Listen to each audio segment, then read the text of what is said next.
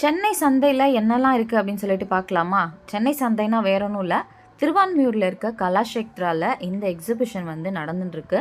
ஜனவரி 17லேருந்து 26 வரைக்கும் இந்த எக்ஸிபிஷன் இருக்கும். நீங்கள் எப்போ வேணால் போய் பார்க்கலாம். இங்கே ஒரு 100க்கும் மேற்பட்ட கடைகள் போட்டிருந்தாங்க. ஜுவல்லரியிலேருந்து உங்களுக்கு செப்பல்ஸு, சுடிதாரு, சாரி நிறைய கடைகள் இருந்தது. எல்லாமே வந்து நார்த் இந்தியன்ஸ் தான் கடை வச்சுட்டு இருந்தாங்க. சாரீஸு அண்ட் சுடிதார் தான் வந்து நிறைய கடையில் இருந்துச்சு.